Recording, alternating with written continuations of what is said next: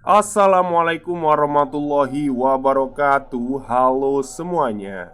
Jumpa lagi dengan saya Chow Sing Sing, kurator dari podcast Horror Night Story. Halo, apa kabar semuanya? Semoga kalian semua baik-baik saja ya. Dan pada siang hari ini, seperti biasanya, saya akan membacakan sebuah kisah mistis pastinya untuk kalian semua. Dan kisah mistis kali ini saya direkomendasikan oleh salah satu follower saya yang juga teman saya di Twitter ya. Jadi teman saya ini menceritakan bukan menceritakan, menemukan cerita yang bagus yang berasal dari Instagram gitu. Terus coba deh diceritain ini gitu kan. Ternyata saya lihat, oke juga nih cerita gitu kan, bagus lah. Tulisannya juga rapi gitu kan. Cuman di sini memang tidak disebutkan lokasinya dan ciri-cirinya itu nggak ada sama sekali di mana kejadian itu terjadi. Oke, daripada kita berlama-lama, mari kita simak ceritanya. Kisah ini diceritakan oleh akun guard_sian saat dirinya menjadi mahasiswa. Tapi tidak diduga ada hal aneh yang menunggunya ketika menghuni kosan dengan harga murah.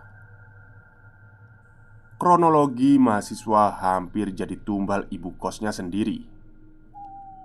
Kisah itu berawal saat seorang mahasiswa baru alias maba, sebut saja namanya Joko, yang ingin mencari kosan murah meriah seharga 450.000. Ada beberapa fasilitas yang didapatkannya, mulai dari spring bed, kipas, bantal, guling, karpet, meja dan kursi belajar, serta ada lemari, air, listrik, dan tentunya free wifi. Kebetulan juga saat itu Joko memang telat mencari kosan dan asrama kampus sudah full, walau ada yang kosong. Tetapi harga kosan yang ditawarkan cukup mahal, senilai 1 juta rupiah. Dan itu pun belum termasuk biaya air, lampu, hingga wifi. Joko kemudian ketemu dengan kosan murah dari temannya yang sejurusan, yang duluan menginap di kosan itu. Tapi dari awal saat Joko mengetahui harga kosan yang murah itu dengan fasilitas yang lengkap, terbesit di hatinya sesuatu yang tidak masuk akal. Sempat juga ia memikirkan bahwa kosan itu angker. Ya, meskipun begitu, Joko tak terlalu mempedulikannya dan merasa bodoh amat. Yang penting murah dan lengkap. Apalagi kosan murah itu memiliki lokasi strategis ke arah kampus, karena hanya perlu berjalan kaki langsung sampai. Joko kemudian menceritakan kalau kosan itu seperti rumah di tahun 80-an. Rumah lawas yang beberapa ruangannya sudah usang. Tapi Joko tak mengkhawatirkan hal itu, sebab kondisi kosannya rapi, bersih, dan normal seperti kosan pada umumnya. Di dapur kosan bahkan ada kulkas 2 pintu, kompor, meja makan dan piring-piring, serta peralatan masak lainnya. Joko dan temannya pertama kali menginap di kosan itu hanya membawa baju dan peralatan mandi seadanya. Rumah itu memiliki 8 kamar dan 7 diantaranya sudah terpakai. Ada satu kamar kosong, digembok menggunakan kunci gembok besar di rantai pula. Nah, saat si Joko ini bertanya, ibu kos mengatakan kalau kamar kosan itu kosong seperti gudang. Tapi ketika Joko mengintip kamar itu, kondisi kamarnya sama seperti kamar lain yang mereka tempati, tapi agak besar aja. Mereka sama sekali tak tahu kenapa kosan itu digembok dengan rantai besar. Beberapa lama tinggal di kosan itu, Joko sudah menebak bahwa prediksinya ini benar. Mulai muncul kejadian tak kasat mata di area kosan, seperti dapur yang mendadak ramai seperti ibu-ibu sedang masak. Tapi saat Joko dan temannya melihat, ternyata dapur kosong, tidak ada siapa-siapa. Kejadian lainnya saat tengah malam, terdengar suara piring-piring dipecahin di dapur, dan kamar mandi terkunci dengan sendirinya dari dalam. Bahkan yang lebih seram lagi, terdengar suara air jebar-jebur, seperti ada orang yang sedang mandi. Padahal yang mengantri di depan kamar mandi lengkap 7 orang penghuni kos. Saat mengantri itu, mereka berinisiatif untuk mengetuk pintu kamar mandi 3 kali dan meminta siapapun itu di dalam agar cepat keluar dan gantian mandi dengan penghuni lainnya. Tapi pada akhirnya pintu itu bisa dibuka dan tak ada orang di dalamnya. Ternyata kejadian itu sudah menjadi rutinitas harian biasa bagi mereka. Setelah menghuni hampir 1 tahun di kosan rumah itu, muncul penghuni baru yang ingin ngekos. Joko sendiri bercerita kalau orang itu terlihat seperti pria dewasa. Ya, sebut saja namanya Yoga. Dan kebetulan melamar kerja di kampus tempat mereka kuliah. Tapi Joko dan teman-temannya ini heran karena seluruh kamar di kosan itu sudah penuh. Di mana Yoga akan tidur? Ternyata Yoga akan menginap di kamar kos yang kosong, yang selama ini digembok oleh sang ibu kos, yakni kamar nomor 8. Kamar itu pun seperti kamar penghuni lainnya yang siap untuk dipakai. Tapi harganya agak mahal. Harganya 600.000 per bulan. Joko bersama dengan teman-temannya pun memberitahu kiat-kiat untuk bertahan lama di kosan itu. Mulai dari menceritakan kejadian aneh dan tak kasat mata yang sering hadir di area kosan itu. Setelah diceritakan, besoknya Yoga sebagai penghuni paling tua di kosan itu mengetahui kejadian tak kasat mata saat mereka mengantri mandi dan ada suara berisik dari dapur. Setelah 2 minggu Yoga menginap di kosan nomor 8, ibu kosan mereka kembali entah dari mana. Selama ini, ibu kos mereka sama sekali tak pernah kelihatan. Bahkan dari saat pertama kali Joko menginap di kosan itu. Tapi setelah lebih dari setahun, ibu kosan muncul mendadak.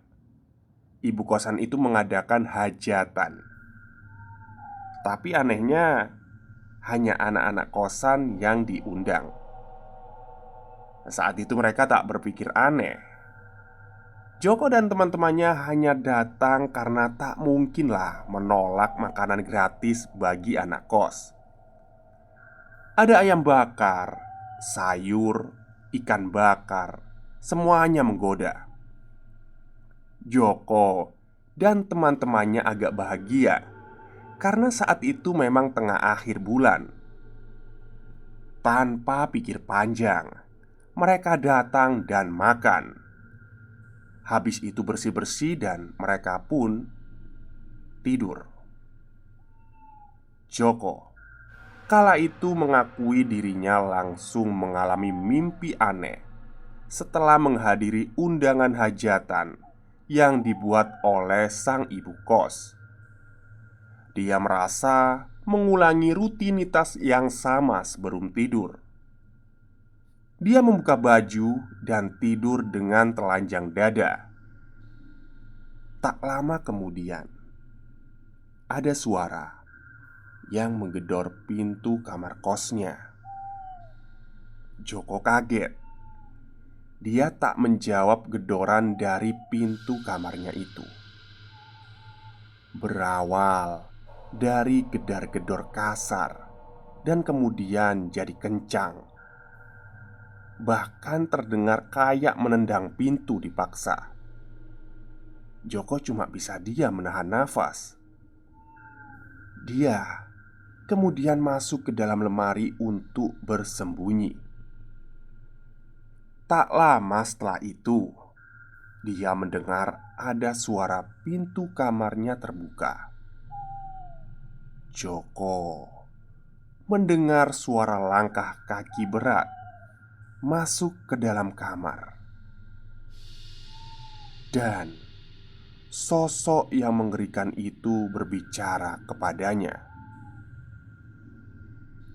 "Di mana ya yang satunya lagi?"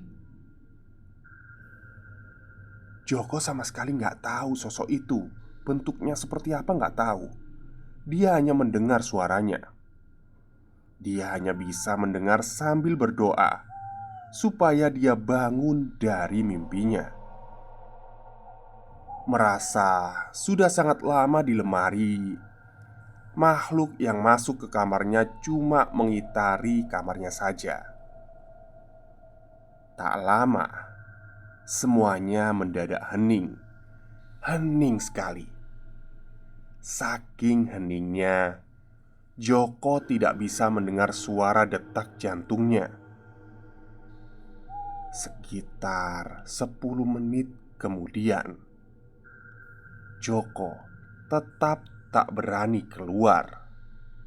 Sampai-sampai Joko akhirnya terbangun karena adzan subuh. Joko cuma ketakutan dan menangis, tapi tak bisa mengeluarkan air mata karena mendengar suara teriakan yang nyaring. "Mana satunya lagi?" Sebelum akhirnya dia terbangun dengan badan yang kaku. Ternyata hal ini dialami juga oleh Yoga. Persis mimpinya. Tetapi Yoga tidur di kamar nomor 7 bersama temannya. Dan sosok itu sempat bilang, "Nah, ketemu." Tapi hanya Yoga yang dapat melihat makhluk itu. Setelah bangun dari mimpinya dan menceritakan mimpi itu, Yoga mengaku kalau makhluk misterius itu hanya menyentuh keningnya, terus pergi entah kemana. Ya, seperti rutinitas pada biasanya, mereka mengantri mandi sambil menceritakan mimpi itu. Tapi saat Yoga mengetuk pintu kamar mandi, Joko dan teman-temannya melihat ada bekas cakaran di punggung Yoga. Tak berdarah memang, tapi mirip bentuk memar yang sebentar lagi akan sembuh. Ya, kalian tahulah. Saat Joko dan teman-temannya mau bertanya apa yang terjadi pada punggung Yoga setelah mandi, ternyata Yoga sudah berangkat terlebih dahulu. Joko bersama teman-temannya pun melihat ibu kos yang mendadak jadi ketus. Bahkan setelah senyum dan menyapa, mereka cuma dipelototin aja. Karena nggak mau berpikir aneh-aneh ya, Joka dan teman-temannya akhirnya berangkat kuliah. Setelah kelar kuliah, ya pastinya mereka balik ke kosan. Saat mau makan malam, Joko melihat Yoga dan temannya di kamar nomor 7. Wajahnya pucat banget. Mereka hanya bilang nggak tahu kenapa badan mereka mendadak demam. Sampai malamnya Yoga dan teman-teman sekamarnya nomor 7 tiba-tiba teriak-teriak kesakitan gitu. Pokoknya heboh banget deh malam itu. Saking paniknya Yoga dan temannya itu kejang-kejang. Dan ya bentukan mereka udah nggak karuan.